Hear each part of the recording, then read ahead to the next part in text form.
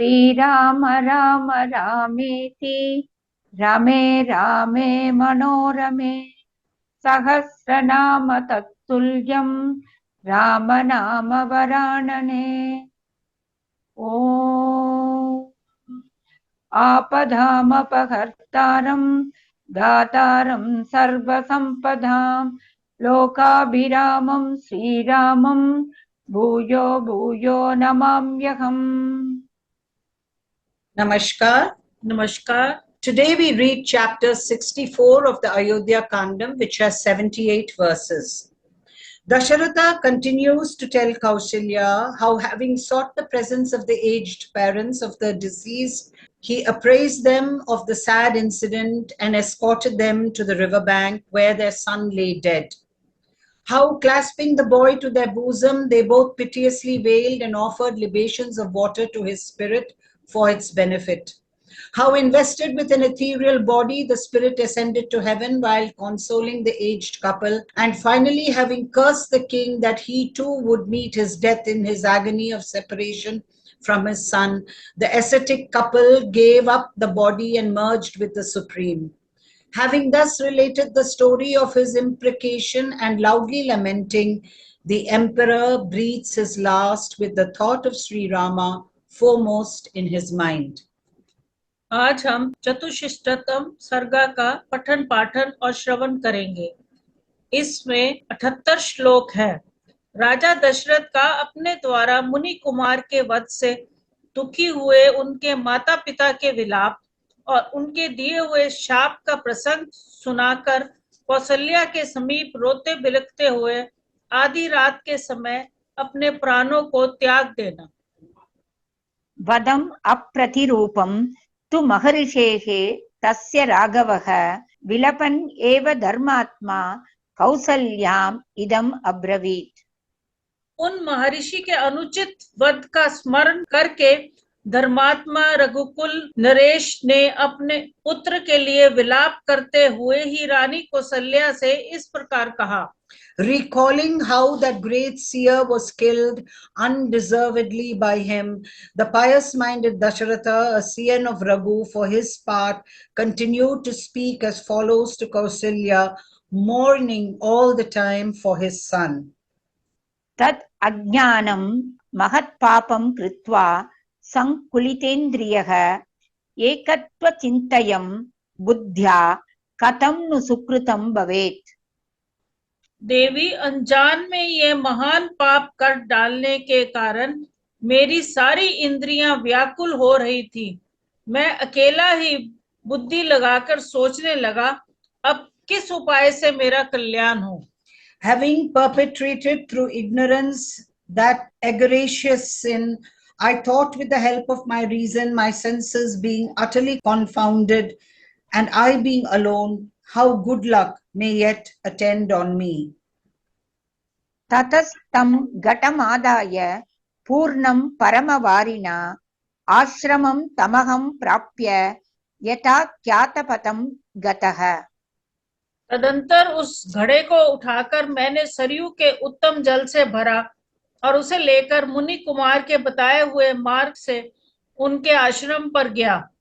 Taking that pitcher left by the deceased when it had been filled with purified water of the Saryu, and proceeding along the track already pointed out by the hermit boy, I reached the hermitage referred to by the deceased. तत्राहं दुर्बलवन्धौ वृद्धा अपरिज्ञायकौ अपश्यं तस्य पितरौ लूनपक्षाविव द्विजौ।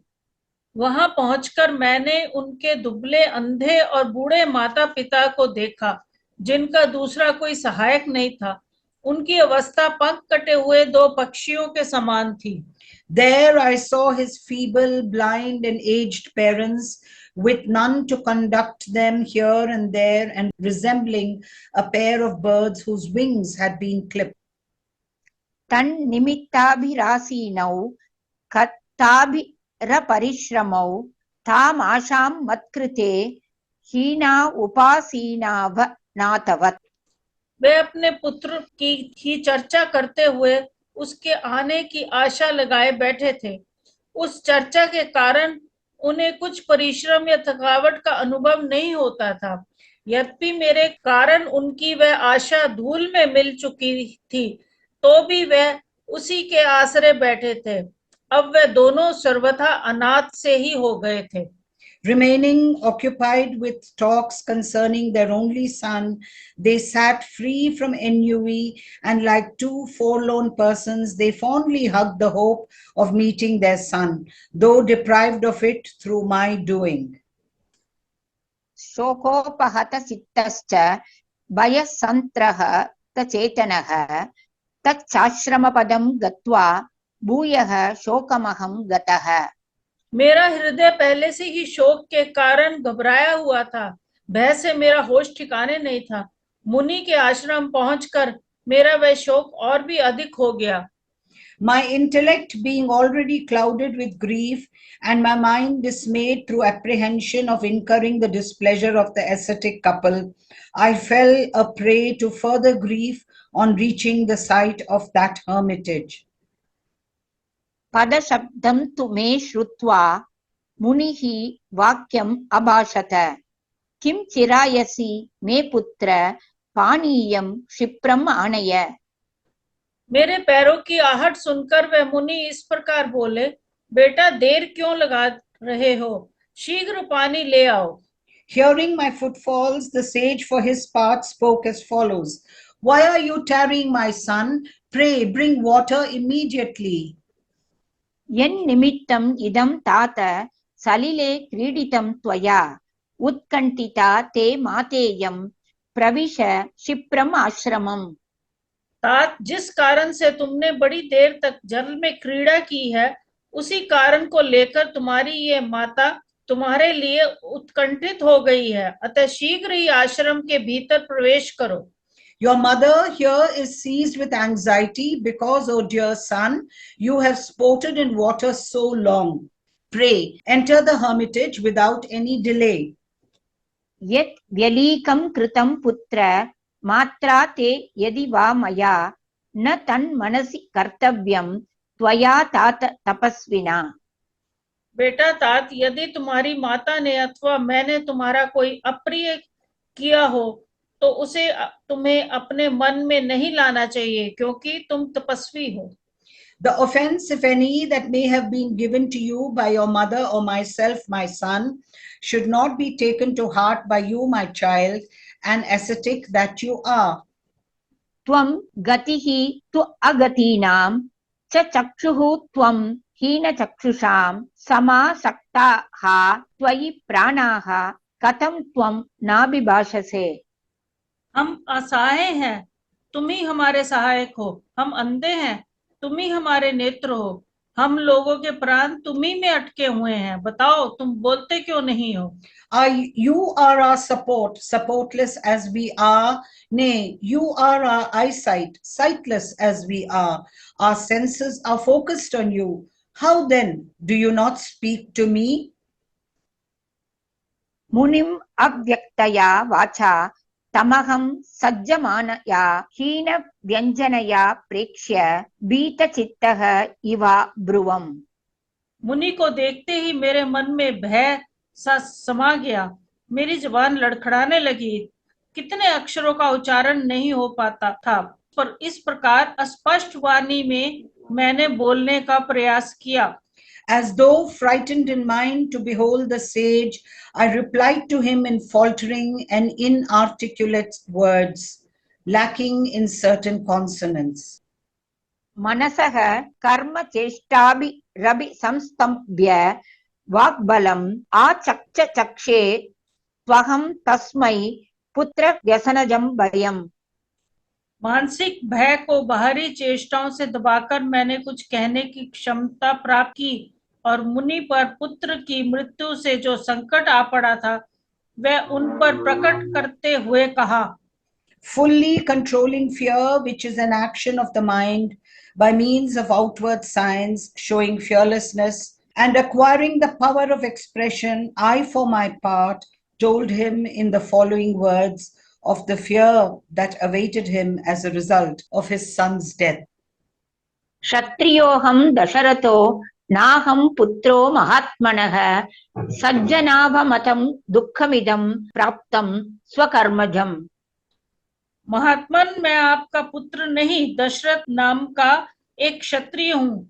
मैंने अपने कर्मवश ये ऐसा दुख पाया है जिसकी सत्पुरुषों ने सदा निंदा की है। I am a Kshatriya named Dasharatha and not the son of your exalted self. As a result of my own actions, this agony, which is despised by noble men, has been reaped by me. भगवन् चापहस्तोऽहं सरयूतीरम् आगतः जिगांसुः श्वापदं किञ्चिन् निपाने वागतं गजम्। भगवान, मैं धनुष बाण लेकर सरयू के तट पर आया था। मेरे आने का उद्देश्य ये था कि कोई जंगली हिंसक पशु अथवा हाथी घाट पर पानी पीने के लिए आवे तो मैं उसे मारूं। Desirous of killing any beast of prey or elephant arrived in a ford for drinking water, I sought the bank of Saryu, bow in hand, O holy sage. ततः श्रुतो मया शब्दो जले कुम्भस्य पूर्यतः द्वीपो अयम् इति मत्वा अहं बाणेन अभिहतो मया। थोड़ी देर बाद मुझे जल में घड़ा भरने का शब्द सुनाई पड़ा। मैंने समझा कोई हाथी आकर पानी पी रहा है, इसलिए उस पर बाण चला दिया। Presently was heard by me the sound of a pitcher filled with water. I stood unsuspecting, believing that it was an elephant that was making the sound, and the living being responsible for the sound was hit by me with an arrow. गत्वा तस्याः ततस्तीरम् अपश्यम् इषुना हृदि विनिर्भिन्नं गतप्राणं शयानं भुवि तापसम्।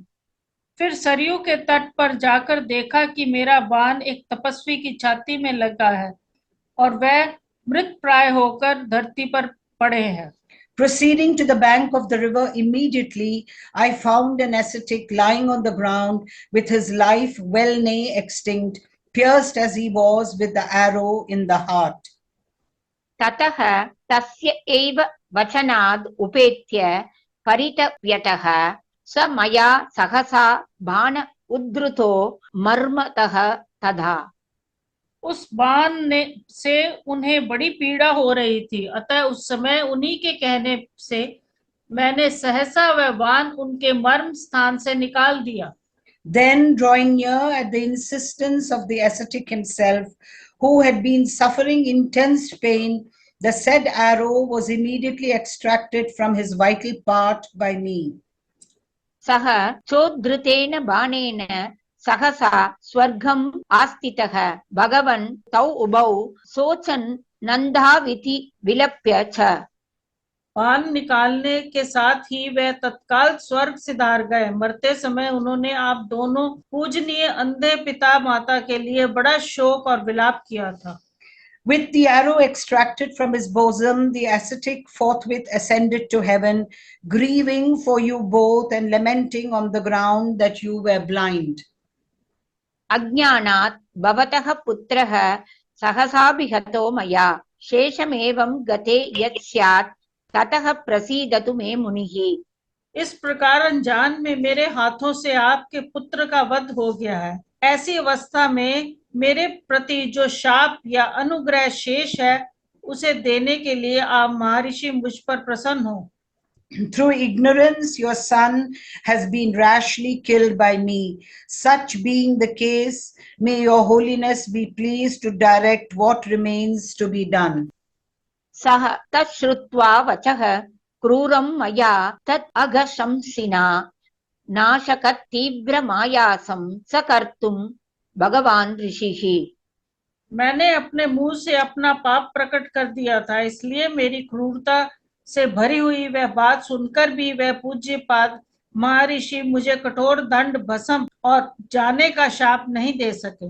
Hearing that cruel story related by me who confessed the guilt, the aforesaid sage, though capable of pronouncing a terrible curse, could not do so, my sin having been attenuated by voluntary confession. स बाष्पपूर्णवदनो निःश्वसन् शोकमूर्छितः मामुवाच महातेजाः कृताञ्जलिः उपस्थितम्। उनके मुख पर आंसुओं की धारा बह चली और वे शोक से मूर्छित होकर दीर्घ निश्वास लेने लगे। मैं हाथ जोड़े उनके सामने खड़ा था। उस समय उन महातेजस्वी मुनि ने मुझसे कहा, Stupefied through grief and sighing, his face bathed in tears, the sage, who was exceptionally glorious, replied as follows to me as I stood near him with folded hands. यत् एतत् अशुभं कर्म न स्म मे कथयेः स्वयं फलेन मूर्धा स्म ते राजन् सद्यः शतसहस्रधा। राजन, यदि ये अपना पाप कर्म तुम स्वयं यहाँ आकर ना बताते तो शीघ्र ही तुम्हारे मस्तक के सैकड़ों हजारों टुकड़े हो जाते। Had you not told me of this evil deed yourself, your head, O king, would have instantly split into 100 or even 1,000 pieces. क्षत्रियेण वधो राजन् वानप्रस्थे विशेषतः ज्ञानपूर्वं कृतः स्थानात् क्षवयेदपि वज्रिणम्। नरेश्वर, ये क्षत्रिय जानबूझकर विशेषता किसी वानप्रस्थी का वध कर डाले तो वह वज्रधारी इंद्र ही क्यों ना हो, वह उसे अपने स्थान से भ्रष्ट कर देता है। The death of a hermit wittingly brought about by a Kshatriya in particular, O king, is sure to bring down even Indra, the wielder of a thunderbolt, from his position. सप्तधा तु भवेन् मूर्धा मुनौ तपसि तिष्ठति ज्ञानात् विसृजतः शस्त्रं तादृशे ब्रह्मवादिनी। तपस्या में लगे हुए वैसे ब्रह्मवादी मुनि पर जानबूझकर शस्त्र का प्रहार करने वाले पुरुष के मस्तक के 7 टुकड़े हो जाते हैं। Nay, the head of a man consciously hurling a weapon against such a hermit, remaining engaged in austerities and expounding the Vedas, is sure to split into 7. अज्ञानात् हि कृतं यस्माद् इदं ते तेन जीवसे अपि ह्यकुशलं न स्याद् राघवाणां कुतो भवान्। तुमने अनजान में ये पाप किया है, इसलिए अभी तक जीवित हो। यदि जानबूझकर किया होता तो समस्त रघुवंशियों का कुल ही नष्ट हो जाता। अकेले तुम्हारी तो बात ही क्या है। Since this sinful deed has been done by you actually through ignorance, therefore you have survived. Otherwise, the race of the Raghuvamsha itself would have become extinct, much more you. नय नौ नृप तं देशम् इति मां चाभ्यभाषत अद्य तं दृष्टुमिच्छावः पुत्रं पश्चिमदर्शनम्। उन्होंने मुझसे ये भी कहा, नरेश्वर, तुम हम दोनों को उस स्थान पर ले चलो जहां हमारा पुत्र मरा पड़ा है। उस समय हम उसे देखना चाहते हैं। यह हमारे लिए उसका अंतिम दर्शन होगा। The sage further said to me, take us, O monarch, to that place where my son is lying dead. We too long today to see that son of ours, whom, alas, we are going to see for the last time. रुधिरेण अवसिक्तांगं प्रकीर्ण अजिन वाससं शयानं भुवि निस्संयं धर्मराजवशं गतम्। अतः अहमेकस्तं देशं नीत्वा तौ वृषदुःखितौ अस्पर्श्यमहं पुत्रं तं मुनिं सह भार्यया। तब मैं अकेला ही अत्यंत दुख में पड़े हुए उन दंपति को उस स्थान पर ले गया जहां उनका पुत्र काल के अधीन होकर पृथ्वी पर अचेत पड़ा था। उसके सारे अंग खून से लथपथ हो रहे थे, मृग चर्म और वस्त्र बिखरे पड़े थे। मैंने पत्नी सहित मुनि को उनके पुत्र के शरीर का स्पर्श कराया। Lying unconscious on the ground, transferred to the control of Dharmaraja, the god of piety who receives virtuous souls into his realm after death, his whole body bathed in blood and his robes of deer skin thrown about, I took the sore afflicted couple to that spot single-handed, and I immediately made that sage with his wife touch his son. तौ पुत्रम् आत्मनः स्पृष्ट्वा तमासाद्य तपस्विनौ निपेततुः शरीरे अस्य पिता चैनम् उवाचः। वे दोनों तपस्वी अपने उस पुत्र का स्पर्श करके उसके अत्यंत निकट जाकर उसके शरीर पर गिर पड़े। फिर पिता ने पुत्र को संबोधित करते हुए उससे कहा, Approaching that son of theirs and touching him, the two ascetics fell on his person, and the father addressed him as follows. So the tradition goes. नाभिवादयसे माध्य न च माम् अभिभाषसे किं च शेषे तु भूमौ त्वं वत्स किं कुपितो ह्यसि। बेटा, आज तुम मुझे ना तो प्रणाम करते हो और ना मुझसे बोलते ही हो। तुम धरती पर क्यों सो रहे हो? क्या तुम हमसे रूठ गए हो? You do not greet me today as you used to before, nor do you speak to me. Moreover, why are you actually lying on the ground, my darling son? Are you really displeased with me? नन्वहं ते अप्रियः पुत्र मातरं पश्य धार्मिकीं किं च न आलिङ्गसे पुत्र सुकुमार वचो वद। बेटा, यदि मैं तुम्हारा प्रिय नहीं हूं तो तुम अपनी इस धर्मात्मा माता की ओर तो देखो। तुम इसके हृदय से क्यों नहीं लग जाते हो? वत्स, कुछ तो बोलो। If I am unwelcome to you, my son, look at your pious mother. Moreover, why do you not embrace her, my tender son? Pray, address loving words to me. कस्य वा पररात्रे अहं श्रोष्यामि हृदयङ्गमम् अधीयानस्य मधुरं शास्त्रं वान्यत् विशेषतः। अब पिछली रात में मधुर स्वर से शास्त्र या पुराण आदि अन्य किसी ग्रंथ का विशेष रूप से स्वाध्याय करते हुए किसके मुंह से मैं मनोरम शास्त्र चर्चा सुनूंगा? Whose heart captivating voice shall I hear now in the latter half of the night, reading in particularly sweet tones from any scripture or other sacred books? को मां सन्ध्याम् उपास्यैव स्नात्वा हुताशनः श्लाघयिष्यति उपासीनः पुत्रशोकभर्यादिधम्। अब कौन स्नान, संध्या, उपासना तथा अग्निहोत्र करके मेरे पास बैठकर पुत्र शोक के भय से पीड़ित हुए मुझे बूढ़े का सांत्वना देता हुआ मेरी सेवा करेगा? Who, having bathed, worshipped Sandhya, the goddess presiding over the morning twilight, and offering oblations to the sacred fire, and seated by my side, will console me, tormented with grief and fear caused by the death of my son? कन्दमूलफलं कृत्वा यो मां प्रियमिव अतिथिं बोधयिष्यति अकर्मण्यम् अप्रग्रहम् अनायकम्। अब कौन ऐसा है जो कंद मूल और फल लाकर मुझ अकर्मण्य अन्न संग्रह से रहित और अनाथ को प्रिय अतिथि की भांति भोजन कराएगा? Who, having fetched bulbs, roots, and fruits, will feed me as one would entertain a beloved guest, unfit as I am for work, resourceless and guideless? इमाम् अन्धां च वृद्धां च मातरं ते तपस्विनीं कथं पुत्र भरिष्यामि कृपणां पुत्रगर्दिनीम्।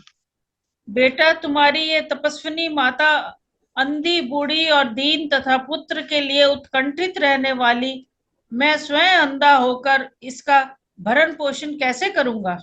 How, my son, shall I be able to support this mother of yours, who is not only blind, aged, and given to austerities, but also miserable and full of longing for her son? तिष्ठ मामागमः पुत्र यमस्य सदनं प्रति श्वो मया सह गन्तासि जनन्या च समेधितः। पुत्र ठहरो, आज यमराज के घर ना जाओ, कल मेरे और अपनी माता के साथ चलना। Tarry, my son, pray do not yet proceed to the abode of Yama, the god of death. Tomorrow you will go with me and accompanied by your mother too.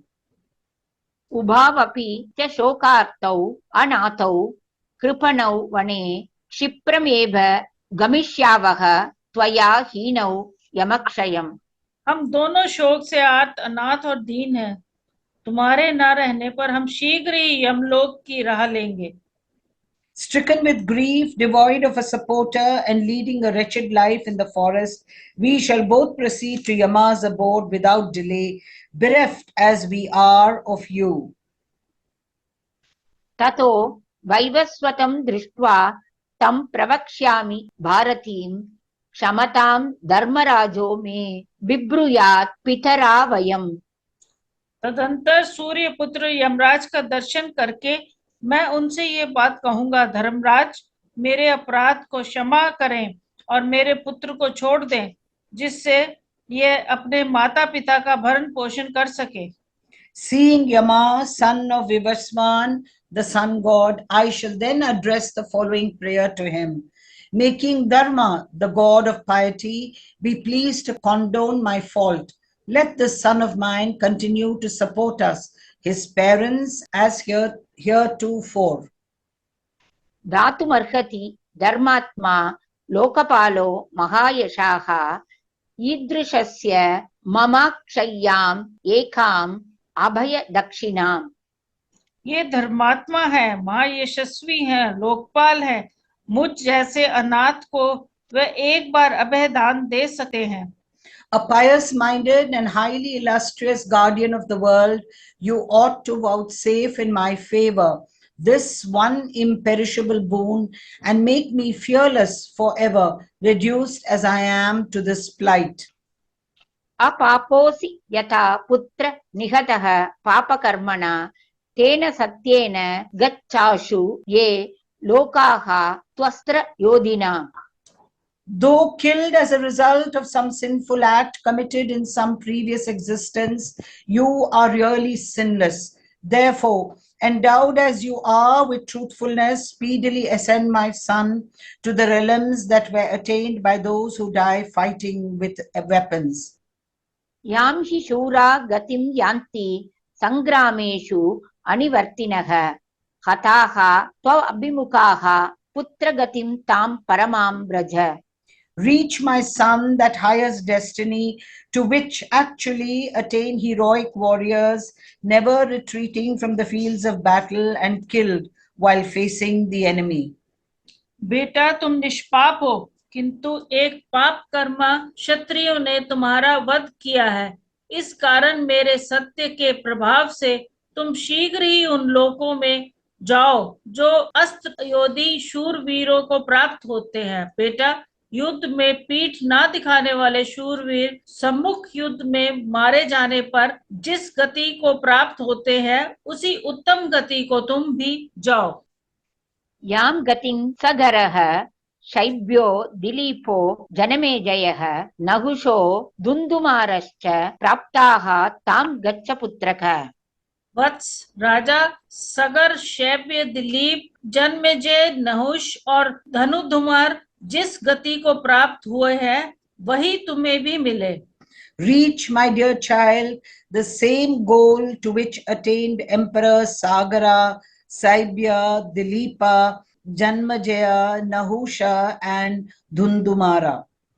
या गतिः सर्वभूतानां स्वाध्यायात् तपश्च या भूमिदस्याहिताग्रेश्च एकपत्नी व्रतस्य च गोसहस्र प्रधातॄणां गुरुसेवावृतामपि देहानि असाकृतां या च तां गतिं गच्छ पुत्रकः। स्वाध्याय और तपस्या से समस्त प्राणियों के अक्षरभूत जिस पर ब्रह्मा की प्राप्ति होती है, वही तुम्हें भी प्राप्त हो। वत्स, भूमि दाता, अग्निहोत्री, एक पत्नी व्रता, 1000 गौओं का दान करने वाले, गुरु की सेवा करने वाले तथा महाप्रस्थान आदि के द्वारा देह त्याग करने वाले पुरुषों को जो गति मिलती है, वह तुम्हें भी प्राप्त हो। Get merged, my dear son, in the same Brahma, which is the goal of all living beings, attainable through study of the Vedas and asceticism, and attain that destiny which is reserved for a donor of land for him who has maintained the sacred fire all his life, who has taken a vow of marrying a single wife, those who have gifted 1,000 cows, those who are vowed to the service of their preceptors, or who have dropped their body by journeying to the Himalayas, or drowning themselves in water, or leaping into flames. नहि तु अस्मिन् कुले जातो गच्छति अकुशलं गतिं स तु यास्यति येन त्वं निहतो मम बान्धवः। हम जैसे तपस्वियों के इस कुल में पैदा हुआ कोई पुरुष बुरी गति को नहीं प्राप्त हो सकता। बुरी गति तो उसकी होगी जिसने मेरे बांधव रूप तुम्हें अकारण मारा है। In fact, no one born in this race of ascetics can ever meet with an evil destiny after death. He alone, by whom you, my son, have been killed, will meet with such a destiny. एवं स कृपणं तत्र पर्यदेव यथा सकृत् ततो अस्मै कर्तुम् उदकं प्रवृत्तः सह भार्यया। इस प्रकार वह दीन भाव से बारंबार विलाप करने लगे। तत्पश्चात अपनी पत्नी के साथ वह पुत्र को जलांजलि देने के कार्य में प्रवृत्त हुए। The ascetic piteously wailed again and again as aforesaid on that spot. Thereafter he proceeded with his wife to offer libations of water to the spirit of his departed son. सतु दिव्येन रूपेण मुनिपुत्रः स्वकर्मभिः स्वर्गमध्यारुहत् क्षिप्रं शक्रेण सह धर्मवित्। इसी समय वह धर्मज्ञ मुनि कुमार अपने पुण्य कर्मों के प्रभाव से दिव्य रूप धारण करके शीघ्र ही इंद्र के साथ स्वर्ग को जाने लगा। By virtue of his own virtuous deeds, that sage's son, for his part, who knew what is right, immediately ascended in an ethereal form to heaven in the company of Indra, who had evidently come in person, drawn by the exceptional merits of the hermit in order to escort him. आ बभाषे च तौ वृद्धौ शक्रेण सह तापसः आश्वस्य च मुहूर्तं तु पितरं वाक्यम् अब्रवीत्। इंद्र सहित उस तपस्वी ने अपने दोनों बूढ़े पिता माता को एक मुहूर्त तक आश्वासन देते हुए उनसे बातचीत की। फिर वह अपने पिता से बोला। Nay, the ascetic for his part, along with Indra, talked with the aged couple and comforting them a while, spoke to his father as follows. स्थानम् अस्मि महत् प्राप्तो भवतः परिचारणात् भवान्तौ अपि च क्षिप्रं मम मूलम् उपैष्यतः। मैं आप दोनों की सेवा से महान स्थान को प्राप्त हुआ हूँ। अब आप लोग भी शीघ्र ही मेरे पास आ जाइएगा। Through service rendered to you both, I have attained an exalted place. You too, as well, will soon reach my presence. एवमुक्त्वा तु दिव्येन विमानेन वपुष्मता आरुरोह दिवं क्षिप्रं मुनिपुत्रो जितेन्द्रियः। ये कहकर वह जितेंद्रिय मुनि कुमार उस सुंदर आकार वाले दिव्य विमान से शीघ्र ही देवलोक को चला गया। Having spoken as aforesaid, the sage's son, for his part, who had subdued his senses, quickly rose to heaven in a shapely aerial car of heavenly design. सकृत्वा अथोदकं तूर्णं तापसः सह भार्यया माम् उवाच महातेजाः कृताञ्जलिम् उपस्थितम्। तदंतर पत्नी सहित उन महातेजस्वी तपस्वी मुनि ने तुरंत ही पुत्र को जलांजलि देकर हाथ जोड़कर खड़े हुए मुझसे कहा। Having quickly offered libations of water with his wife, the exceptionally glorious ascetic spoke as follows to me, who stood near him with folded hands. अद्यैव जहि मां राजन् मरणे नास्ति मे व्यथा यः शरेण एकपुत्रं मां त्वम् अकार्षीः पुत्रकम् अपुत्रकम्। राजन, तुम आज ही मुझे भी मार डालो। अब मरने में मुझे कोई कष्ट नहीं होगा। मेरा एक ही बेटा था जिसने तुमने अपने बाण का निशाना बनाकर मुझे पुत्रहीन कर दिया। Since with one arrow you have rendered me sonless, me who had only one son, pray, kill me as well this very day, O king. No agony will be experienced by me in dying. त्वया अपि च यत् अज्ञानात् निहतो मे स बालकः तेन त्वामपि शप्स्ये अहं सुदुःखम् अतिदारुणम्। तुमने अज्ञानवश जो मेरे बालक की हत्या की है, उसके कारण मैं तुम्हें भी अत्यंत भयंकर एवं बलि भांति दुख देने वाला शाप दूंगा। Again, since that boy of mine has been killed by you through ignorance, I shall accordingly pronounce a most painful and very severe curse on you too. पुत्र व्यसनजं दुःखं यत् एतन् मम साम्प्रतम् एवं त्वं पुत्रशोकेन राजन् कालं करिष्यसि। राजन, इस समय पुत्र के वियोग से मुझे जैसा कष्ट हो रहा है, ऐसा ही तुम्हें भी होगा। तुम भी पुत्र शोक से ही काल में जाओगे।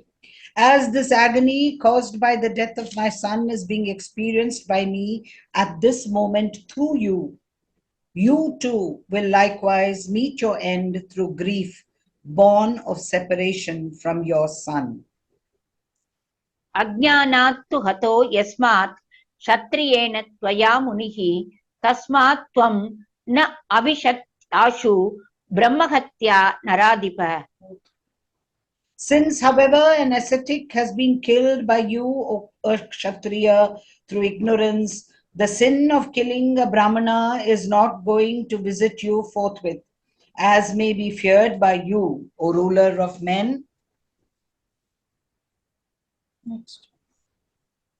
त्वाम् अपि एतादृशो भावः क्षिप्रमेव गमिष्यति जीवितान्तककरो घोरो दातारम् इव दक्षिणाम्। A similar situation that will not only be dreadful but will prove fatal to you will soon confront you, even as merit accrues to the giver of a donation to the priest. नरेश्वर, क्षत्रिय होकर अनजान में तुमने वैश्य जातीय मुनि का वध किया है, इसलिए शीघ्र ही तुम्हें ब्रह्म हत्या का पाप तो नहीं लगेगा, तथापि जल्दी ही तुम्हें भी ऐसी ही भयानक और प्राण लेने वाली अवस्था प्राप्त होगी, ठीक उसी तरह जैसे दक्षिणा देने वाले दाता को उसके अनुरूप फल प्राप्त होता है। एवं शापं मयि न्यस्य विलप्य करुणां बहु चिताम् आरोप्य देहं तन्मिथुनं स्वर्गम् अभ्ययात्। Having pronounced his execration on me and piteously wailing a lot and throwing their body into the funeral pyre, the aforesaid couple rose to heaven. तदेतत् चिन्तयानेन स्मृतं पापं मया स्वयं तदा बाल्यात् कृतं देवी शब्दवेद्यानुकर्षिणा। मैंने इसका पढ़ा ना। The sin committed by me on that occasion through folly by first discharging and then extracting an arrow capable of hitting an invisible mark with the help of its sound was automatically recalled by me while brooding over the present predicament, O godly lady. इस प्रकार मुझे शाप देकर वह बहुत देर तक करुणाजनक विलाप करते रहे। फिर वह दोनों पति पत्नी अपने शरीर को जलती हुई चिता में डालकर स्वर्ग को चले गए।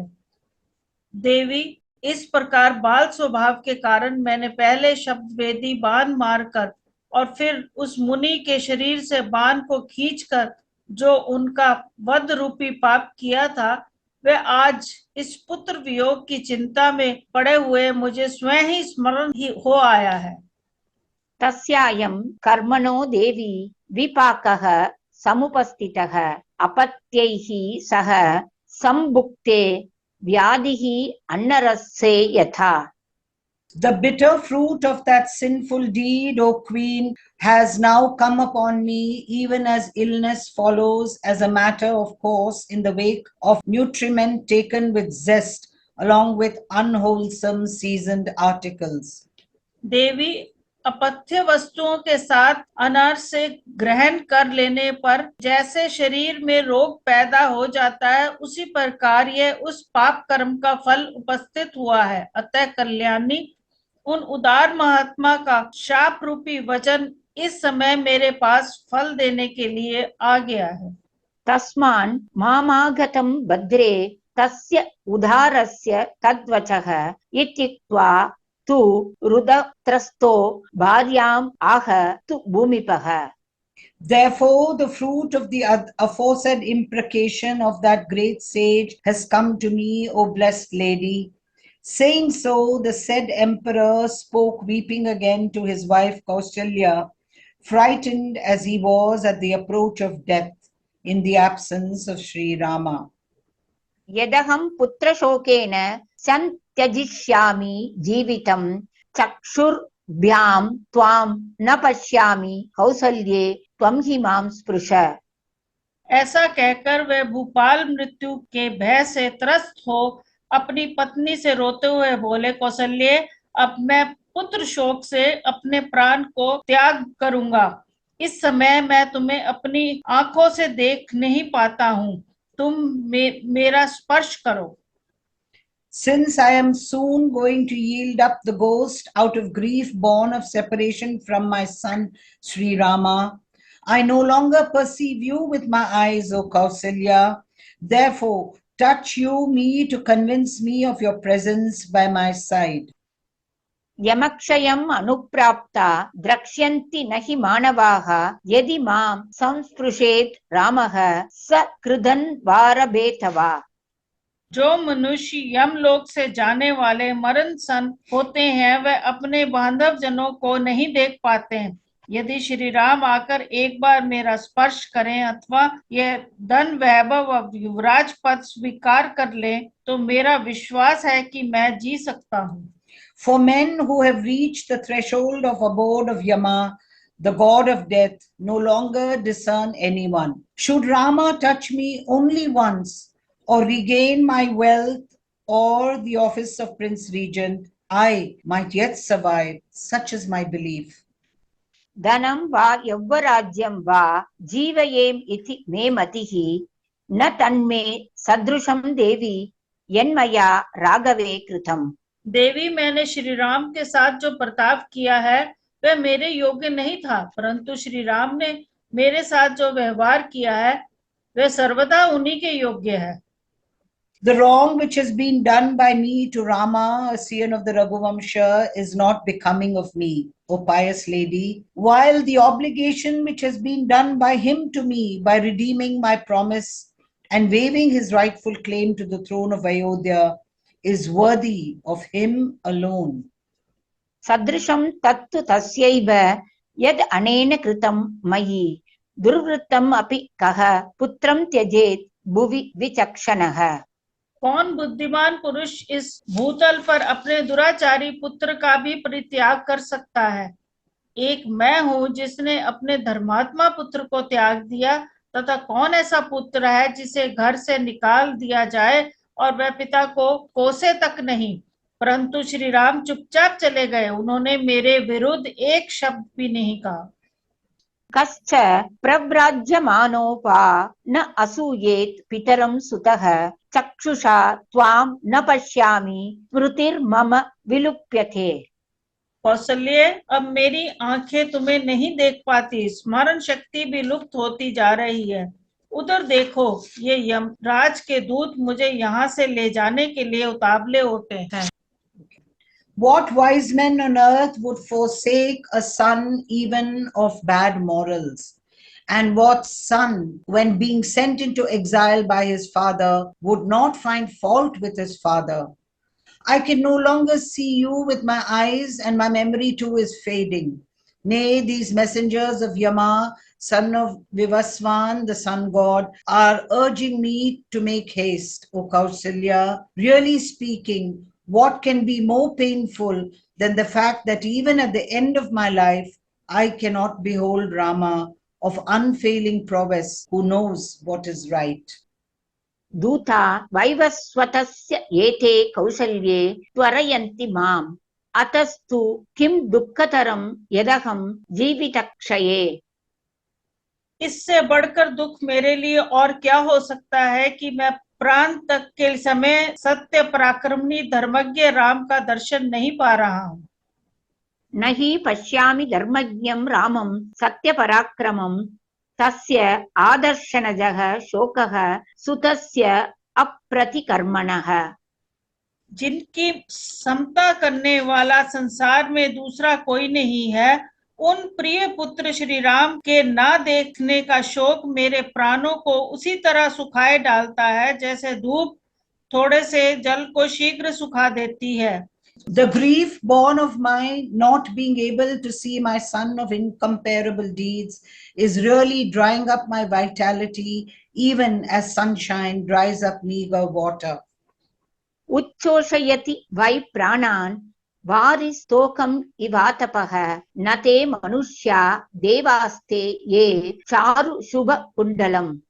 वह मनुष्य नहीं देवता है जो आपके 15वें वर्ष वन से लौटने पर श्री राम का सुंदर मनोहर कुंडलों से अलंकृत मुख देखेंगे।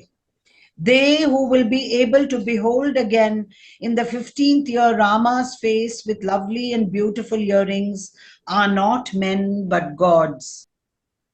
मुखं द्रक्ष्यन्ति रामस्य वर्षे पंचदशे पुनः पद्मपत्रेक्षणं शुभ्रुः सुदंष्ट्रं चारुनासिकम्।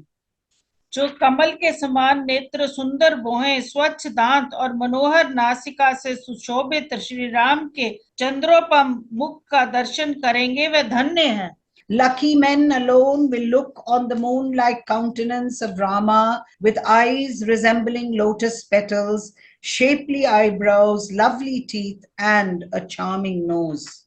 धन्या द्रक्ष्यन्ति रामस्य तारादिपसमं मुखं सदृशं शारदस्य इन्दोः पुल्लस्य कमलस्य च सुगन्धि मम रामस्य धन्या द्रक्ष्यन्ति ये मुखं निवृत्त वनवाससं तम अयोध्यां पुनरागतम्।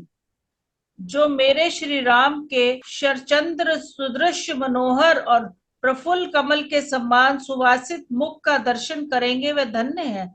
जैसे मूढ़ता आदि अवस्थाओं को त्याग कर अपने उच्च मार्ग में स्थित शुक्र का दर्शन करके लोग सुखी होते हैं, उसी प्रकार वनवास की अवधि पूरी करके पुनः अयोध्या में लौटकर आए हुए श्री राम को जो लोग देखेंगे वे ही सुखी होंगे।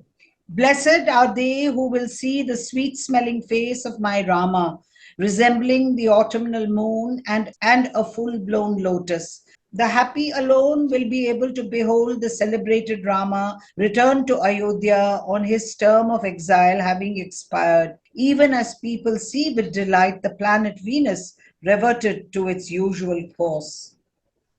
द्रक्ष्यन्ति सुखिनो रामं शुक्रं मार्गगतं यथा कौसल्ये चित्तमोहेन हृदयं सीदते तराम। कौशल्य मेरे चित्त पर मोह छा रहा है, हृदय विदीन सा हो रहा है। इंद्रियों से संयोग होने पर भी मुझे शब्द, स्पर्श और रस आदि विषयों का अनुभव नहीं हो रहा। Due to obtuseness of mind, O Kausalya, my heart is sinking and I have no sensation of sound, touch and taste, even when these objects of senses are brought into contact with my senses. वेदये न च संयुक्तान् शब्द स्पर्श रसानहं चित्तनाशात् विपद्यन्ते सर्वाणि एव इंद्रियाणि हि। जैसे तेल समाप्त हो जाने पर दीपक की अरुण प्रभा विलीन हो जाती है, उसी प्रकार चेतना के नष्ट होने से मेरी सारी इंद्रियां ही नष्ट हो चली हैं। For all the senses are obscured as a result of the failure of the mind, even as the exceedingly luminous rays of a lamp whose oil has been consumed would disappear. क्षीण स्नेहस्य दीपस्य संरक्ता रश्मयो यथा अयम् आत्मभवः शोको माम् अनाथम् अचेतनं संसाध्यति वेगेन यथा कूलं नदीरयः। जिस प्रकार नदी का वेग अपने ही किनारे को काट गिराता है, उसी प्रकार मेरा अपना ही उत्पन्न किया हुआ शोक मुझे वेग पूर्वक अनाथ और अचेत किए दे रहा है। This grief which has emanated from my own self is rendering me helpless and unconscious by its vehemence, in the same way as the current of a river wears away its own bank by its swift motions. हा राघव महाबाहो, हा माम् आयासन नाशन, हा पितृप्रिय मे नाथ, हा मामसि गतः सुत। हा महाबहु रघुनंदन, हा मेरे कष्टों को दूर करने वाले श्री राम, हा पिता के प्रिय पुत्र, हा मेरे नाथ, हा मेरे बेटे, तुम कहाँ चले गए? Ah, mighty armed scion of Raghu, O reliever of my suffering, O darling of your father, ah, my protector, ah, my son, are you really gone out of sight? हा कौसल्ये न पश्यामि, हा सुमित्रे तपस्विनी, हा नृशंसे ममा मित्रे कैकेयी कुलपांसनी। हाँ कौशल्य, अब मुझे कुछ नहीं दिखाई देता। हाँ तपस्विनी सुमित्रे, अब मैं इस लोक से जा रहा हूँ। हाँ मेरी शत्रु क्रूर कुलांग केकई, तेरी कुटिल इच्छा पूरी हुई। Ah, Kausalya, I can no longer see with my eyes. Ah, Sumitra, given to austerities. O cruel Kaikeyi, my sworn enemy, the disgrace of my family. इति मातुश्च रामस्य सुमित्रायाश्च सन्निधौ राजा दशरथः शोचन् जीवितान् तम् उपागमत्। इस प्रकार श्री राम माता कौशल्या और सुमित्रा के निकट शोकपूर्ण विलाप करते हुए राजा दशरथ के जीवन का अंत हो गया। Lamenting thus in the presence of Sri Rama's mother Kausalya and Sumitra, King Dasharatha reached the end of his life. तथा तु दीनः कथयन् नराधिपः प्रियस्य पुत्रस्य विवासनातुरः गते अर्धरात्रे वृष दुःखपीडितः तथा जहौ प्राणमुदार दर्शनः। अपने प्रिय पुत्र के वनवास से शोकाकुल हुए राजा दशरथ इस प्रकार दीनतापूर्ण वचन कहते हुए आधी रात बीतते अत्यंत दुख से पीड़ित हो गए, और उसी समय उन उदारदर्शी नरेश ने अपने प्राणों को त्याग दिया। Speaking as aforesaid, the king of noble aspect, who was already feeling miserable and distressed on the score of his beloved son's exile, felt sore stricken with agony by the time half the night passed, and forthwith gave up the ghost. इत्यार्षे श्रीमद् रामायणे वाल्मीकीये आदिकाव्ये अयोध्याकाण्डे 64तमः सर्गः। इस प्रकार श्री वाल्मीकि निर्मित अश्वरामायण आदि काव्य के अयोध्या कांड में 64वां सर्ग पूरा हुआ। Thus ends Canto 64 in the Ayodhya Kandam of the glorious Ramayana of Valmiki, the work of a rishi and the oldest epic. Om Shri Rama Rama Rameti Rame Rame Manorame Sahasranama Tattulyam Rama Nama Varanane. Om Apadam Apahartaram Dataram Sarvasampadam Lokabhiramam Shri Ramam Bhuyo Bhuyo Namamyaham. Dhanyavad. धन्यवाद।